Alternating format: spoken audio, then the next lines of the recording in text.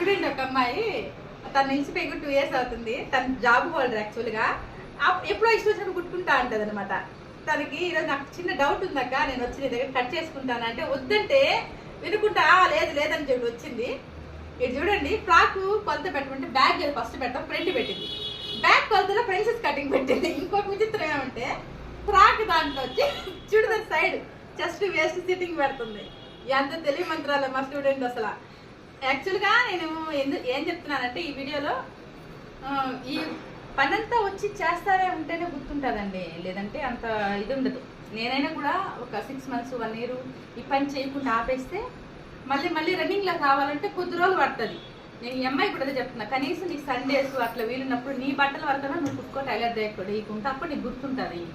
లేదంటే గుర్తుండదండి. పని మనం ఎంత కష్టపడి ఎన్ని రోజులు, ఒక 6 నెలలు 1 సంవత్సరం పాటు టైలరింగ్ క్లాస్కి వెళ్ళి నేర్చుకుంటాం కదా, బట్ యూస్ ఉండదు.